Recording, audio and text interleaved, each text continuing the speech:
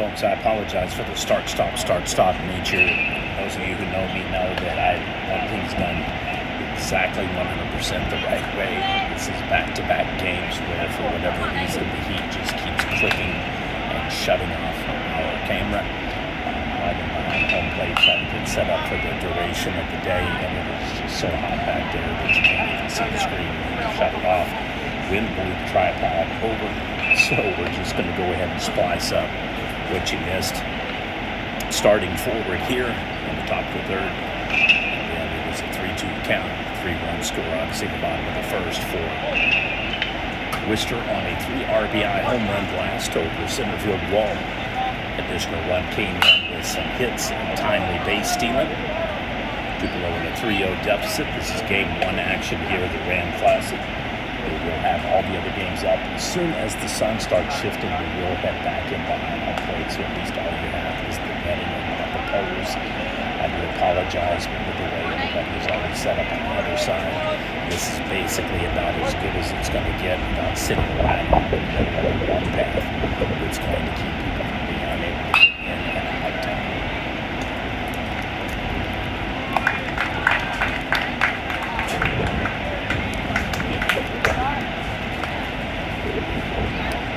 Round out, 1 down. Like to thank Shamrock Bank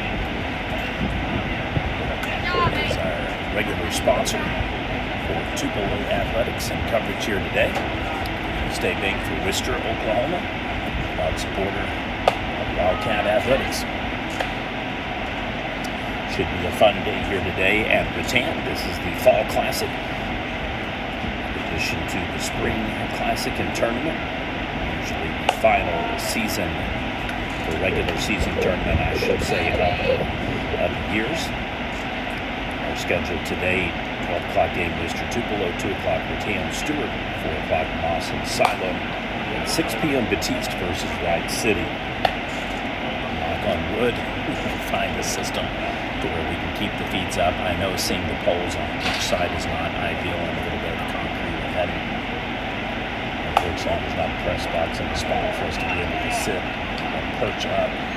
But while we wait out the heat, we will start setting up closer to the back side of the concession stand with the leadoff walk. Another runner now on for Tupelo. Attackers have had their chances. Had a good shot in the first inning and then just unable to convert it into the 4-3 tag. And then a 6-3 little flick of the wrist for a potential double play. He could have gone first, but had already met the necessary outs. So it took off both base runners for Tupelo.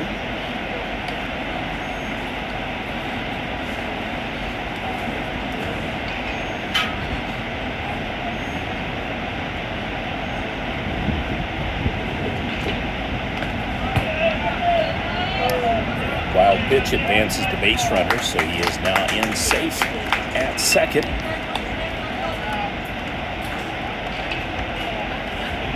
Again, I do apologize for the stop-start nature. Unfortunately, a huge temperature spike. It says that it's going to be 95 and 96 today.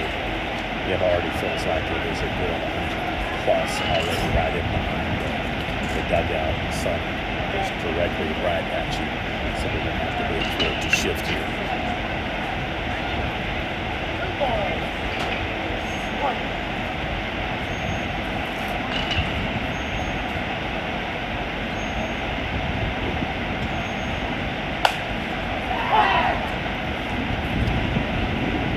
Sit in, safe at second. You're almost perfectly blocked from seeing the batters, so I'll try to move over a little bit this way.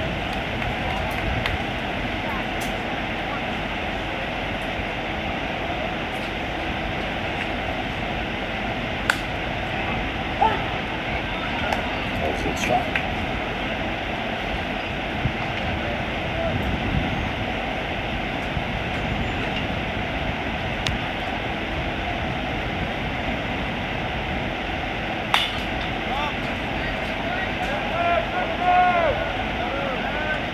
Flies out to center field.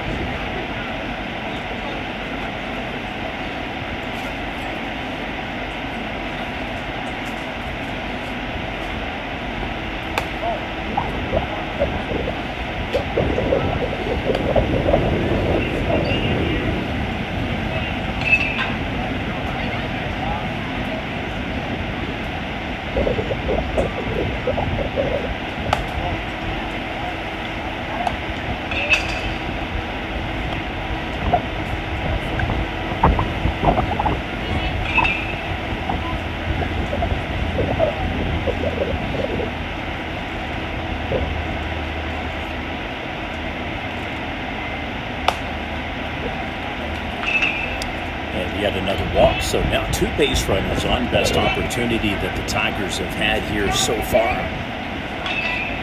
Large part to a 3 RBI home run, which gave an instant cushion for Wister. Tupelo's had multiple opportunities. They've hit into a couple of fielder's choice tagouts that have taken runners off of first heading to second.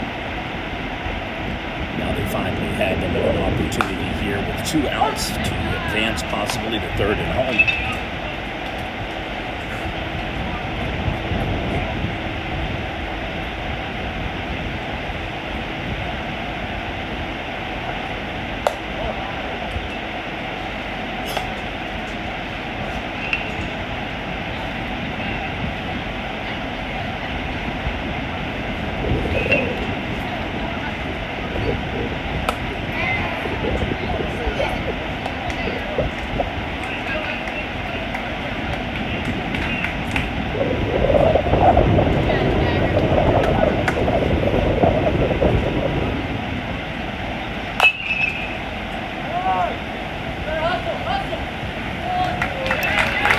Again, unable to move the base runner, and it is a 6-3 ground out, so Wister holds.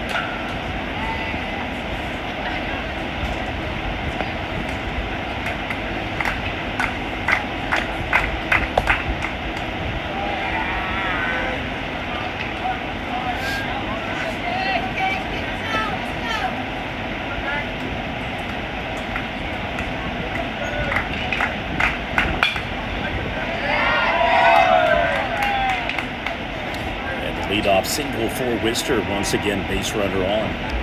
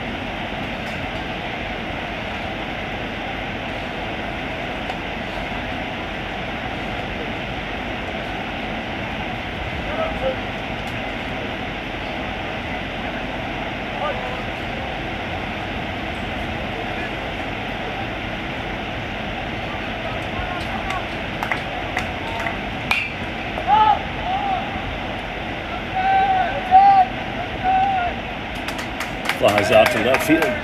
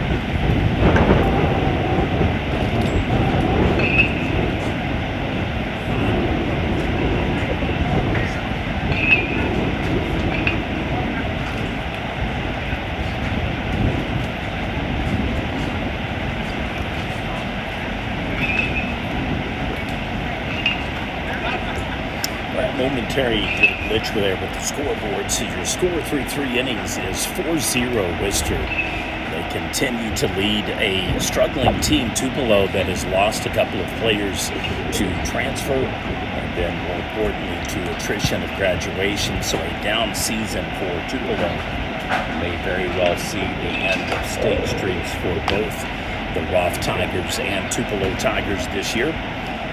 Reasons slightly different. Roth moving up to Class A, Tupelo just losing multiple players that were starters. However, they do seem to be getting better and improving on the back end of the season, which is what you want to see. Wister would be shocked if they're not 1-5 to 6-7 seeded teams in the state playoffs. I think they've got a legitimate shot to land somewhere there in those numbers. Very surprised if they are not a state quarterfinalist. However, I have been wrong once or twice.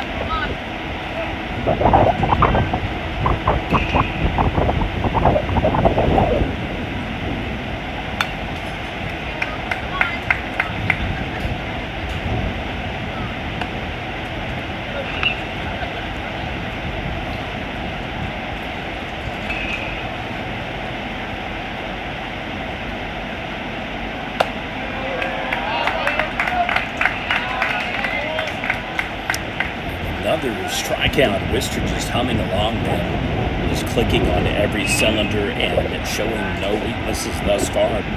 Tupelo has been able to get base runners at first and second. They've had multiple runners at first, tagged out at second. However, they have yet to get a base runner all the way to third or home. And if they are not able to solve this riddle, it's going to be a fairly easy one-sided game for Wister. Wildcats looking to be exceptionally disciplined at the plate, making good contact on the balls that they have hit for singles and home runs. Winning the base path battle, getting on, advancing, and leading.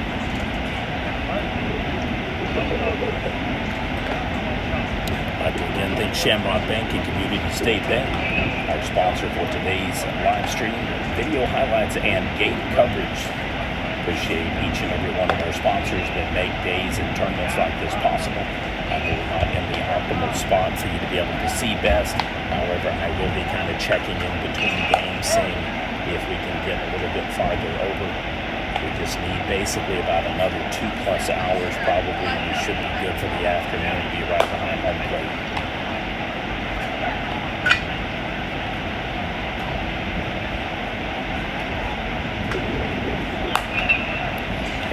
Who's of team success is the best way I would describe it. Just perennial powerhouses in fall baseball.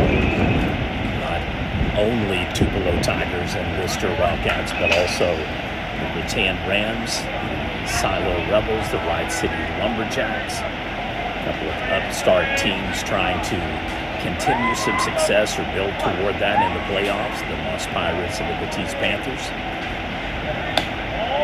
Slight difference between the spring field and the fall field. Not much though. Valiant in the spring pairing. Batiste taking up a spot for the fall.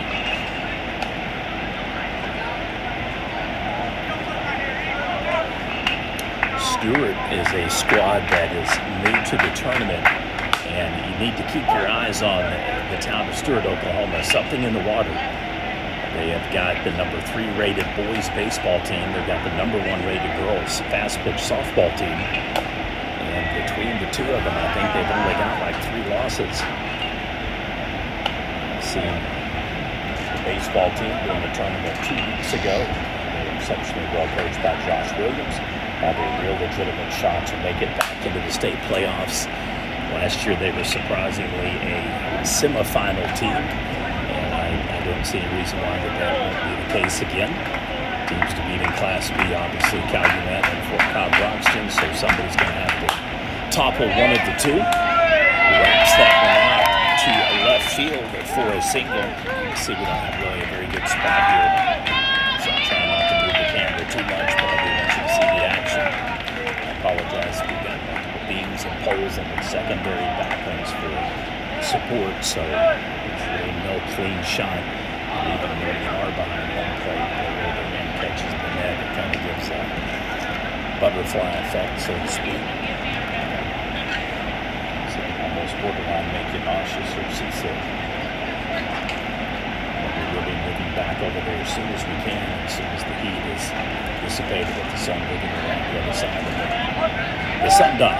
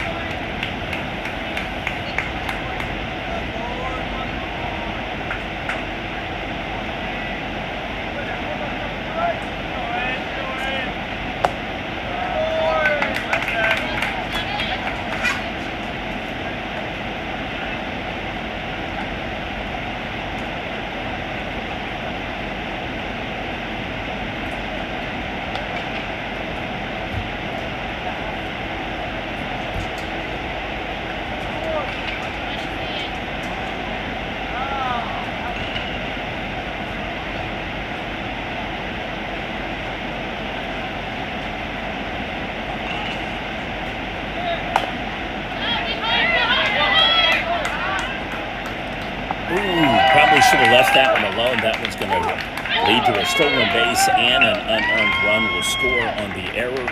So in effect, compounds the problem instead of losing the base runner to third all the way through home into second. So back-to-back bases, just miscues, costly for Tupelo there on that lineup. 5-0 lead now for Wister.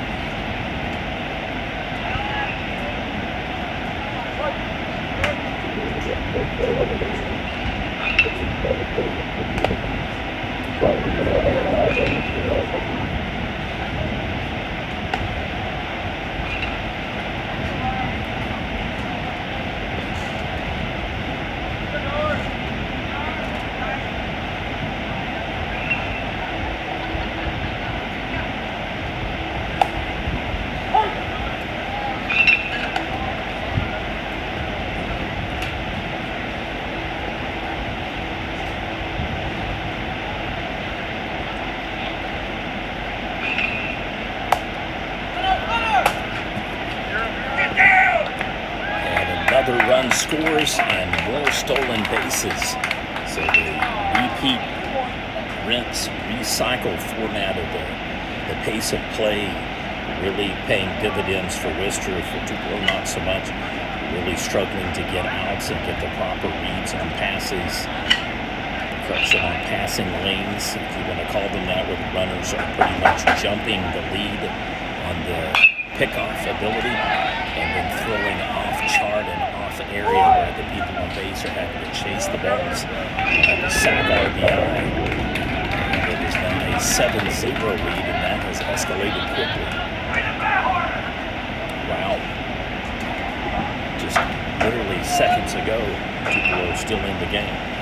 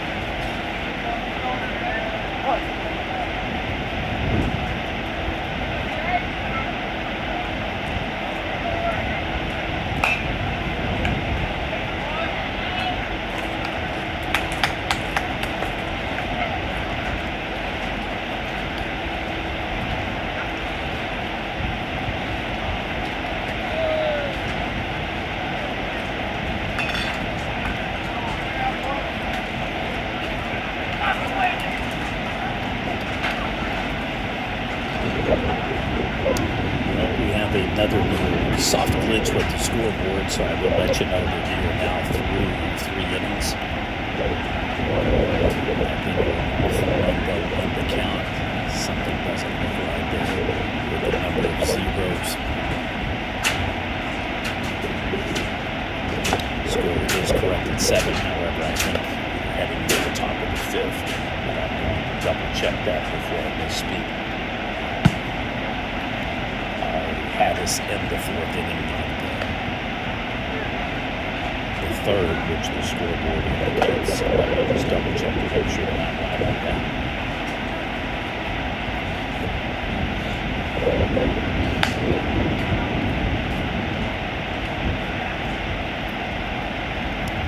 Top of the 5th, isn't it?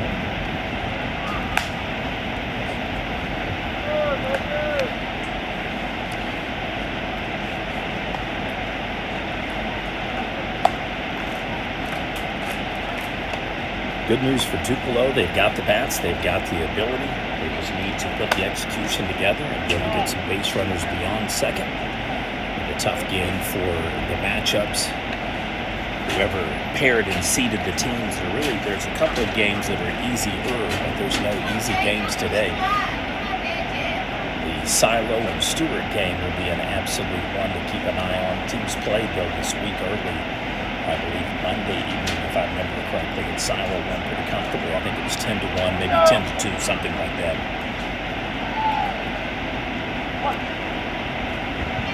Tupelo just kind of a little sluggish. Not able to really get kind of much positivity going and build upon base runners.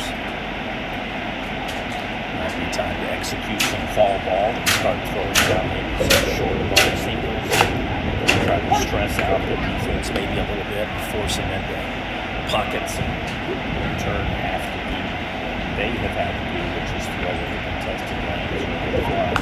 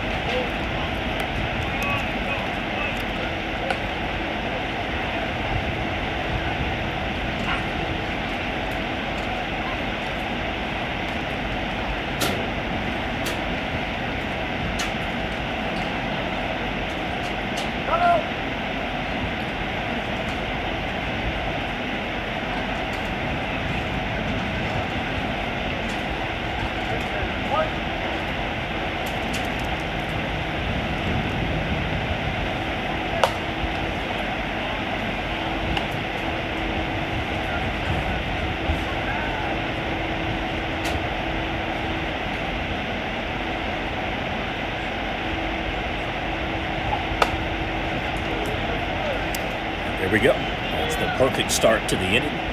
Maximize.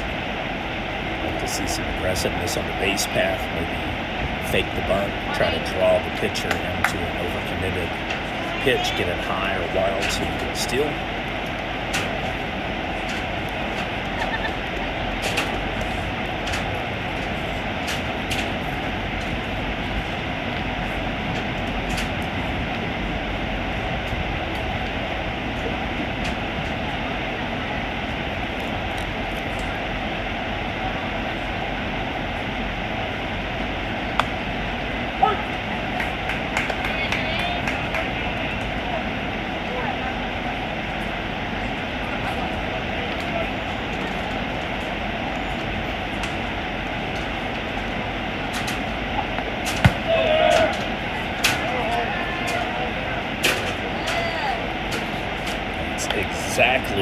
Tupelo needed, so good for them.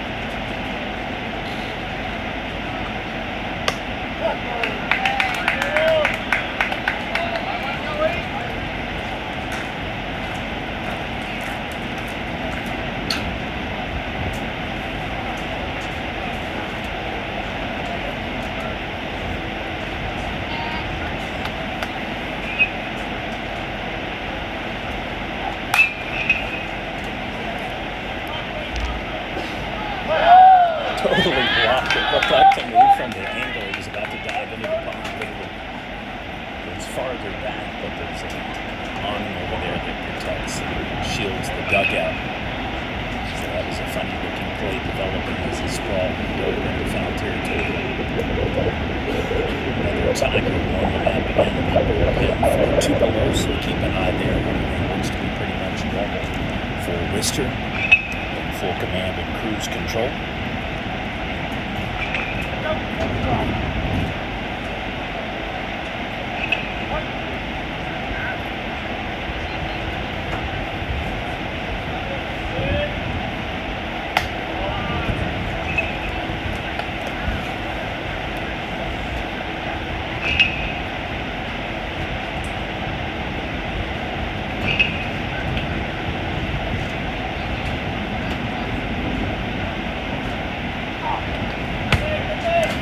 This is exactly what I was talking about. First time in the game now. Tupelo with a base runner at third and limited scoring opportunity here. Even better, only one out. So take some pressure now off the batter. Doesn't necessarily have to get a hit. Can potentially induce a fourth ball. And now the 3-1 pitch count. Boy, that would be nice for Tupelo. Get them on the corners.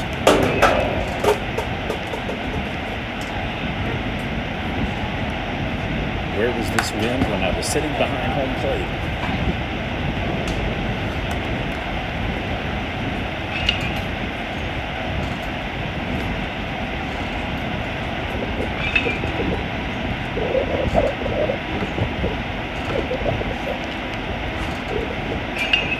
So first sign of trouble today for Wister, or the pitcher for that matter. They have been on absolute just cruise control.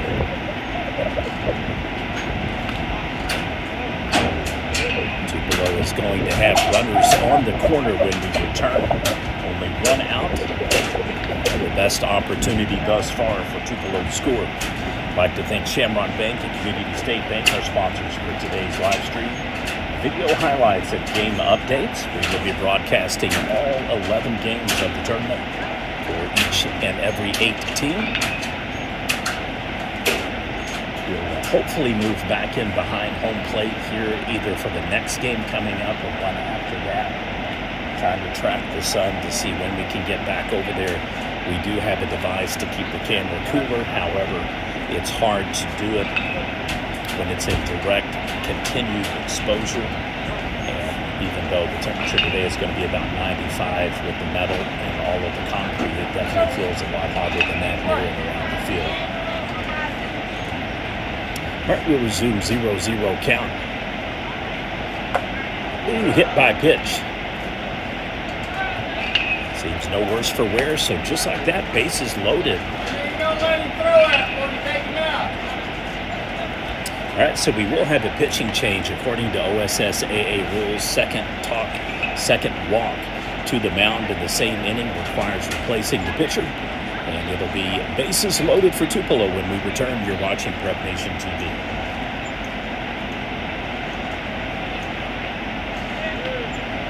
Again, want to apologize for the double poles here for your view. I know it's not the best spot, but due to the way the tournament layout of the field is, there's only limited spots where I can get to. There's a pod on top of the roof, and then down on the field, there's just no shade spots right now, so I will apologize in advance. I know it's not the perfect spot, but we're doing the best we can.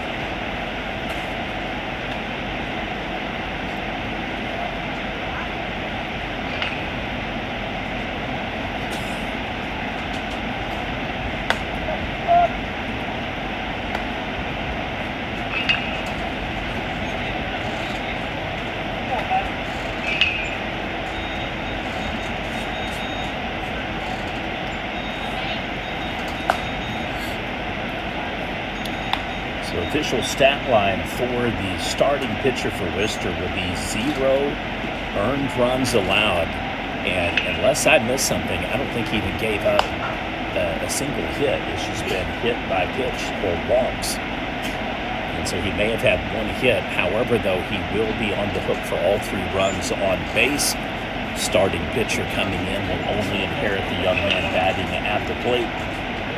So it is a 7-0 lead, top of the 5th inning. Tupelo hit into a ground out, and then also hit into a fielder's choice tag that took opportunities away from them to advance the runner into second twice in the first and third inning, respectively. And then they have been able to get a couple of walks and hit by pitches, pops up over to the dugout. 2 down. So pitching change making immediate benefits. Multiple pitches tossed out, and already the second out. I still say that if I were Tupelo, I would really consider implementing some small ball.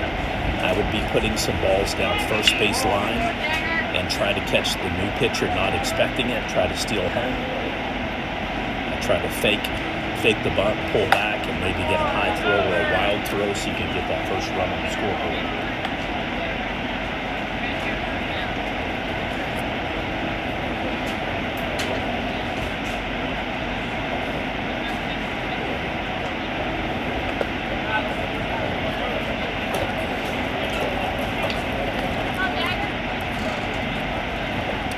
Next game coming up, just a reminder, will be Silo versus Stewart.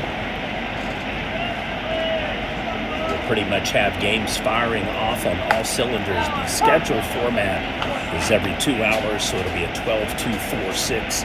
However, it's been my experience of doing about 3,000 tournaments and games like this that it will not stick to straight 2-4-6-8. We will get off somewhere down the road. This game looking to be a potential run. However, Tupelo can take that back out of play here in the 5th inning. Run rules in effect are 12 runs after 3, 10 after 4, and 8 after 5. Chops it over to the second baseman. We'll have pretty much standard 4-3 groundout. And Tupelo strands the bases loaded. That is now 7 base runners negated that have been on. Remains a 7-0 lead for the Wildcats as Wister comes up to bat. At the bottom of the 5th inning, you're watching Prep Nation TV coverage. The 2024 Rattan Rand Fall Classic Baseball Tournament here at Rattan High School.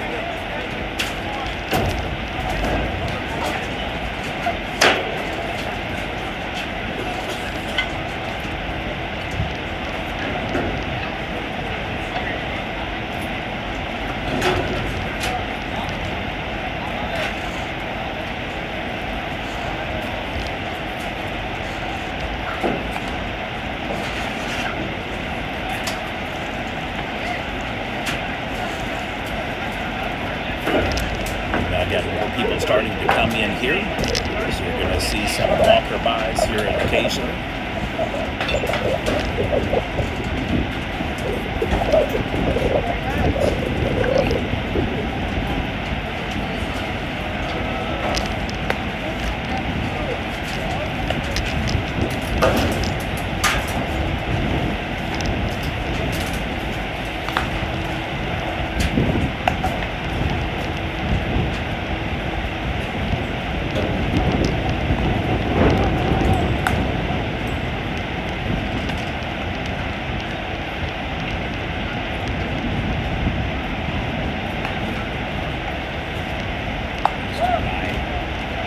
Native American grandmother and learned to read the sundial, so we are at least a good 2 hours out before we'll be able to set back up behind home plate, possibly longer.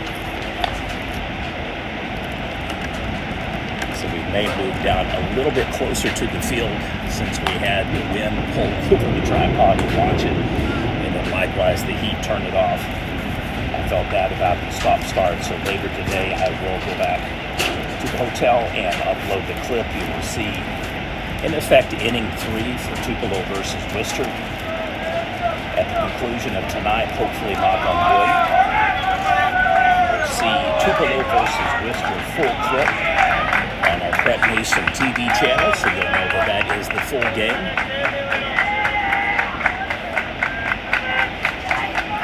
Just a reminder, if you're looking at the scoreboard, we are in the bottom of the 5th. Beautiful double. He made it. Now he's going to hurt. So nice lift, good drive. Takes it all the way out to the shallow part of center field. It rolls in with right. And then just rolled it right to the fence. Nice recovery defense for Tupelo. So yet another inning. Base runner on for Wister.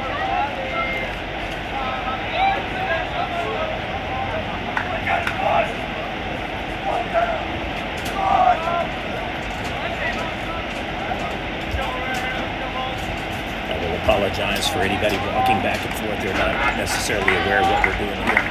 So we'll try to hit pause, so you will see some intermittent blinking when we pause the feed and then resume again.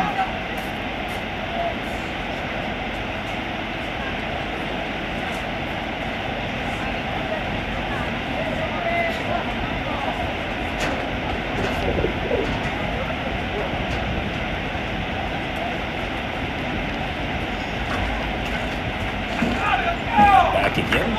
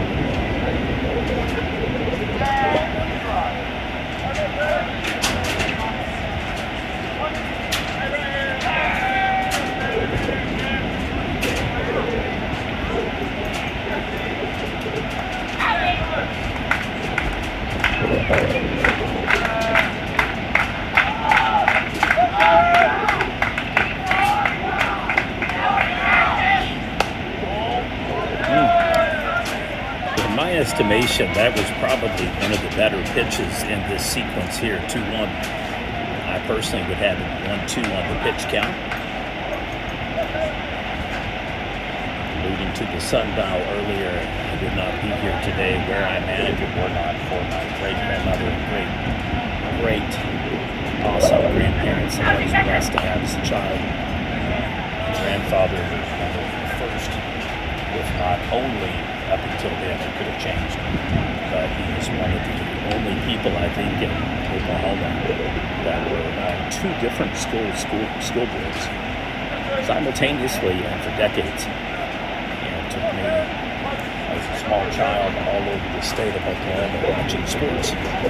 Football, baseball, basketball, track, wrestling, you name it. So in large part, I do what I do because I want to try to make a positive impact in the lives of kids, help promote student athletes that otherwise do not get attention or coverage, help market teams that just for whatever reason, due to distance or money constraints, that normal media will not cover. Teams like Bataan, for example, they're always there at tournaments, and they'll always show up to buy him and get pictures. Make it special to do that one day of the year or 2 days of the year as it is with the team. I'm different in that regard. I get in the trenches with them. I sweat here. I get hot. I get rained on. I'm here for the long haul to promote every single one of these teams so when we cover them, when I say anything remotely critical, it's not personal. It's just being fair and pointing out these things. Not intended to make any kid or coach look bad. If anything, I don't care who wins, and I will call the game exactly in accordance with that rule. It's not my job to be a homer. It is in my particular interest to try to promote one school team over the other. I'm going to promote that. All right, so Wister basically having their way again here. They hit a rough patch in the top of the fifth where they had to replace the pitcher due to multiple walks and hit by pitch scenarios. Infield pop-up, fly out, and a ground out took away any opportunity for Tupelo to score and put runs on the board. The original starting pitcher actually just happens to be up at home plate.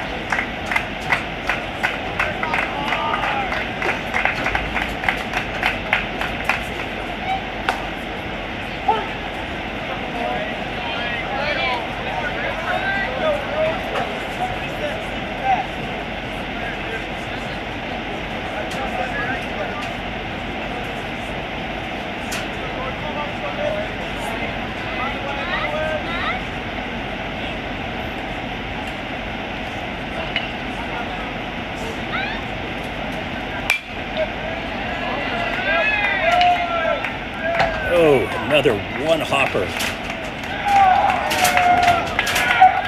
Just, I mean, a massive, massive stroke.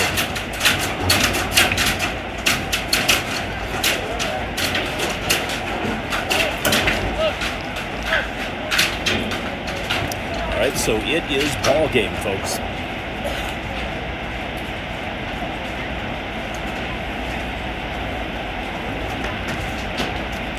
Did that final score end up 8-0? Man, I hate it for you guys. This has just been a rough year. Losing Brody hurt, a couple of others, and the graduates that you lost were just real deep entrenched starters. Yeah, we're just offensive challenged. We don't execute, they get some runs down early and 15 guys up. Right there that last inning, basically loaded those 2 outs. We got maybe 2. And realistically, any combination of tag outs, if you beat out anything on a lucky hop or a wild throw, you got 2 or 3 runs instead of 0. Well, just like that line drive second, we catch that, we know we're on first. Yeah. I mean, just things like that. It's a game of inches.